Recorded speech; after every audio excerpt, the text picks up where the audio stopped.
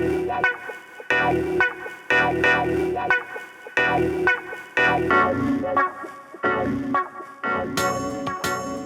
to the Friendly Enema Show. I'm Nikki. And I'm Karen. And typically, we take this time each week to do our enemas. We've done those today. We did. However, we still wanted to have a conversation and share it with you. So, please join us. Yes. What's our topic today? Movies. Movies! Who doesn't love them? I don't know, so that doesn't. And if you don't love movies, then you're crazy. All right. So, take it from because we're experts, because we do enemas. Right. Or they go crazy. Maybe we should call it the Friendly Enema Movie Show. Right. Oh, gosh. Okay, So we're going to talk about just all movies or just our faves? I think we should talk about our faves. I think part of what we're trying to convey in this show, as you know, if you've seen our promotion and any of the other shows that we've done, is the strength and the heft of good friendships. Yes. And how we solidify those. And we've solidified our friendship over the years through movies in many ways. We have indeed. So many ones that we just really enjoy together and that we continue to reminisce on with great frequency. Yes. So it's just another tethering, if you will, for our friendship. Yes. I think we should. Yeah. So anyways, let's talk about our faves over the years. And maybe we'll do another show about the ones that you like and try to put on me that I don't really care for, but we'll save that. Okay. Friendship. Thanks. Yes. Okay. Favorites. All right. So let's start with kind of where it all began for us. The Best Man. Really? I love The Best Man. Didn't know that was the beginning, but I'll go with it. Best Man. Okay, maybe. Yes. I don't know when it came out. I don't remember either, but it was a phenomenal movie. It was beautifully done. It was and it was so emblematic of a period of time, whatever in the 90s, whatever period that was. It just great music, great energy, amazing fashion.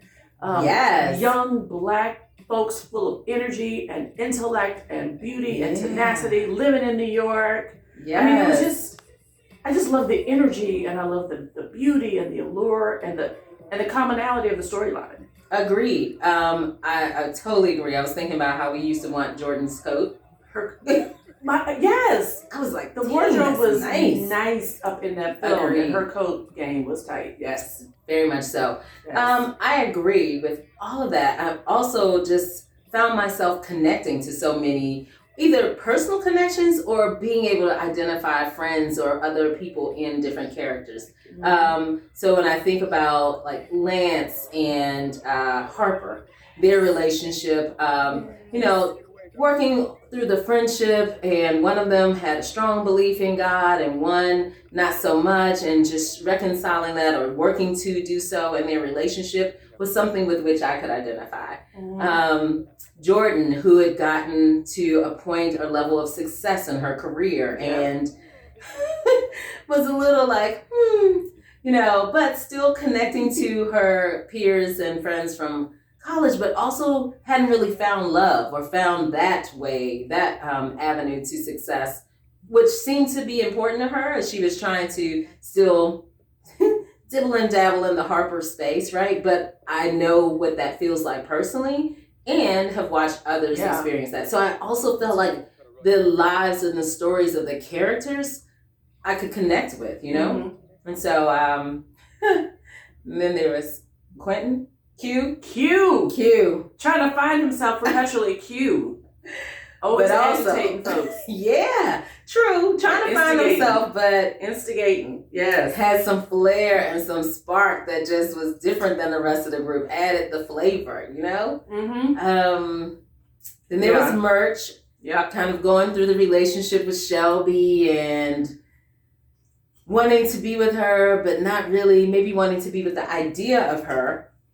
There's not a whole really show idea on that. Feeling like, she was running him, and his friends were like feeling like, really? That's what's happening here? And eventually that relationship in the movie dissolved and a new one was born. But that was definitely, I feel like I'm doing a character review, but I loved all of them. I mean, all of them. Yeah. I can't say almost. I loved all of the characters. Mm-hmm. And there was such relatability. not just to the characters, but what they were going through and how they were trying to traverse what it's like to be young and in your 20s and trying to build and find and sustain meaningful relationships and build, find and sustain meaningfulness in your career.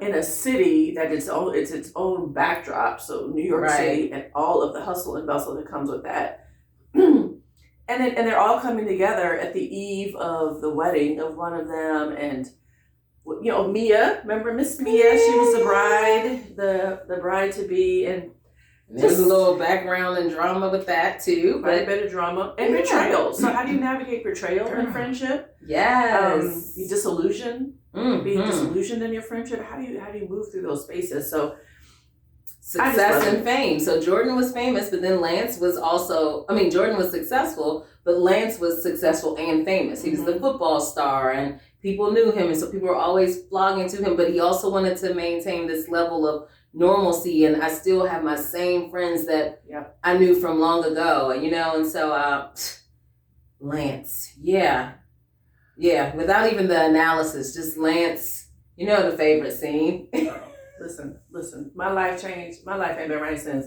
That scene where he was in, y'all know what I'm talking about if you've seen Best Man, where he was in the bar and he came around that corner. I don't even know. He just came around that corner and the music was doing something. Yeah. Yes. Guess what you need now? Yes. Honey, and his smile, Morris Chestnut is just so amazingly beautiful. He is the most beautiful man I've ever seen, except for my husband. Yes, husband, say that. Do a quick shout out. Amazing and beautiful and sweet. It also makes you feel like you know him because of the characters he plays also. They're upstanding. He's usually, it aligns with what you think and feel about who he is. And then he's handsome. And so it just brings it all together quite nicely. I can't stop thinking about him coming around that corner. Okay, well, let's go to another film. Okay. So that I can help break that for you. Thank you. But Best Man and Best Man Holiday, we both enjoyed. Best Man Holiday, we did enjoy that. Okay. So good. What's another one of our favorites? So let's flip the script a little bit and let's go to Grease 2. Let's go to Grease 2. Because if you really want to know what I want in a guy, well, I'm looking for a dream on a mean machine with hell in his eyes. Oh, yeah. Shoo. Almost got caught out. Exactly. You say Grease 2 and it's like Pavlovian. Yeah. I just jump into Stephanie. Okay. Yes. Why was that movie so... Okay, the music... I just love movie musicals for the most part. Yeah. Musicals are great. But like the 60s, I love the 60s flair of that kind of music. And I also love that they were... Those grown behind teenagers, let's be honest. They was like 30-year-olds cast as high school seniors, but whatever. Yes. But they had so much edge. They were feisty. They did. And they were probably grown in ways that our parents wouldn't have wanted us to hang with them. Well, they smoked cigarettes, so. Oh, there's that. That problem. They hung out at the bowling alley late at night and very go much out, curfew. Go riding off on motorcycles with random people. But we loved it.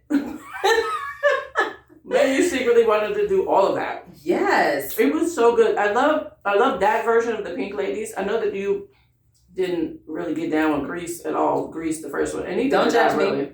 Yeah. Listen, not like Grease 2. But I like Grease 2 Pink Ladies far better than the And sometimes the sequel is not as great as the original, but I want to beg to differ, but to be honest, I haven't really given the original a chance in the way that others want me to. I won't beg to differ. I'm going to just differ. Okay. Oh, wait. Just do it. Don't beg I'm agree. Oh. Wait. I agree that Grease 2 is better than Grease. Yes. Say it. Woo. That got a little scary. That was hard for me to get out. What else? Okay. Well, since we're on movie musicals, might as well take it to Dreamgirls.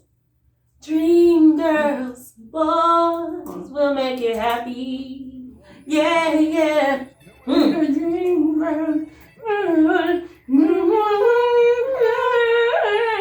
It's easier to sing without the popcorn, but...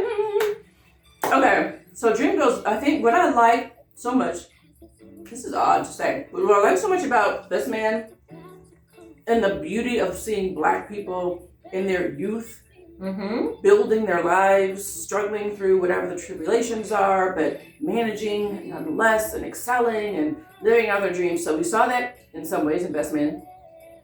Definitely Dreamgirls was that too, set to music in Agreed. the 60s. Agreed. Very similar to the Grease 2.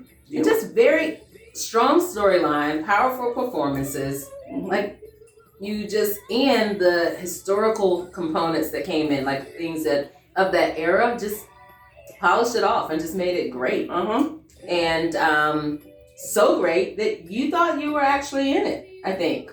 Nope. You are a dream girl? Definitely in it, not Okay. thinking. Okay. Definitely, I was in. You didn't see over in the corner part. The Right. one that was doing the shimmy. That was Right. me. Right. And yes, know all the lines to all the songs. Every one of them. You dress up and do performances as a grown woman. Requested or not. Yep. Requested or not. And just to satisfy you, we already also did that as a part of your birthday celebration. And I this year. appreciate that. My 50th birthday celebration was a Yes. Dreamgirls. It was a Dream Girls. It was all in. grand. Yes. It was grand. I really do. That was a good time. I love that movie, and I love it's almost like a coming of age story as well. Say more. Well, because you just see the characters. You see those three characters, the three original Dreamgirls. You just see them. They're young girls when they're starting out. When they're That's the Dreamettes. When they start that way, it evolved into the dreams, and even beyond. And again, themes around being disillusioned and disappointed and betrayed and wanting a dream so bad. Curtis, you were supposed to love me. Yes. Wanting a dream so bad and then not being able, once you get it, it's like not what you thought it was going to be. And Girl. there's just so much of that. And then, of course, there's so much about Black history that is about the music. That's true. That is about the emotion that's expressed in music. So it's another film I just cannot get enough of. Yes, agreed. I'm sitting here smiling, thinking about different scenes. Jimmy Early. Jimmy was Yes, a mess. Jimmy got had his soul. own struggles. Yes, he Jimmy did. was a mess. But you could also hear his heart and his passion towards music and life and how he wanted to. There's something about the struggle and pushing through, or at least trying, even though you may not be seen as the star of the show or the greatest one. There's something about the quality of the effort and the struggle that and the desire, just like very human, basic desire to be relevant. Yes. Jimmy really struggled with that, and especially for Black men. Black men and brothers struggle with that. You're right. They're just in an environment constantly where that's questioned. And so Jimmy, I think, was in search of being on stage where he felt like this is where I am affirmed. That's true. We could also go down the path with Curtis and his choice between Effie and Dina. Oh, the back and forth there. Mm-hmm. We could go in terms of color or color tone, so to speak, the dark versus the light skin. There's themes around that. We could go with like who is more shapely and admired or attracted to the audience at that time, and like what caused him. But he started off with what's her name? Effie. Yeah. And Dina. right. There's something in that too that could be explored, definitely. But great movie. Phenomenal. Great music. I mean, it's awesome. Okay. I'd like to offer up one that many people may not know that we both love. Yes. Once Around. Fly me to the moon and let me sing among the stars. Yeah, stars. Yeah, I need to remember the words. Danny Ali. I don't know how to say his last name. Danny Ali. Just sound like you're yodeling. He's a great Italian actor. Yes. He was Look in him that. up. You know him. Holly Hunter was in it. Yes. Richard Dreyfuss. Dogs beg to differ. Richard Dreyfuss was in it. Yes. It was so good. A beautiful love story about love. You okay? A beautiful love story about love. And about the fight and the push for your love and for the acceptance of that, even when others aren't in favor of it. So Holly Hunter and Richard Dreyfuss, right, were a couple and stumbled upon each other. He was older and you know all the words that you want to use to describe. He was kind of quirky and annoying. Yes. And intense. Yes. And overbearing. Yes, and we could continue, but her family just wasn't feeling him, but she was, and so it was about the fight for love and to make their love, as you said earlier, relevant and accepted, and it was also about their internal relationship, how it built, and the joy and etc. that she found in the relationship, that they found in each other, and just really a great movie. Yeah, he was. I love the complexity. I thought that movie beautifully unpacked and dissected the complexity of love and how oftentimes it doesn't show up. Love doesn't show up in the manner that you expect. It's not packaged in the person sometimes that you would even expect, and yet here it is right in front of you. Yeah, and it only makes sense to the people that are in it, and that's all it needs to make sense to. Right. I have one more before we wrap up. That is not one of our favorites, so I'll say this. But when you just talked about the complexity of love, I won't say it's not one of our favorites. It's not one we've discussed as a favorite. But recently, we watched separately Malcolm and Marie. Is that the name of it? Yes. Malcolm and Marie? Yes. And everybody hated it. I mean, I didn't hate it, but there's something about the complexity of love that it highlighted, right? I loved it. I thought and so, yeah, for that very reason. I did appreciate that aspect of it, and though I thought there were tons of ebbs, no, I won't say though, there were tons of ebbs and flows in that one window of time, in that same space in their home, but I think it represented the journey that many people go through over time. Yeah. It was definitely compressed. It was intense. And I think because it was compressed. I mean, it explored the complexity and the raw aspects, the vulnerable aspects of being in love, which what I experienced, you would see maybe over a period of years was kind of compressed into one night. So that's what kind of made it like, oh my gosh, it's so emotionally volatile. Mm-hmm. Actually, I'd love to do a cinema study on Black love. I think I'm gonna do that. That would be a great, even like college level class. It would be. I believe it probably exists somewhere. It's a TV show. I believe it probably exists. I don't know. But anyway, we'd love to hear you all's thoughts on the movies we've highlighted and others that you want us to check out, that you'd love to hear our thoughts on, or just your favorites. So please make a note below, make a comment, and subscribe. And we look forward to seeing you on the next Friendly Intimate Show. Toodles.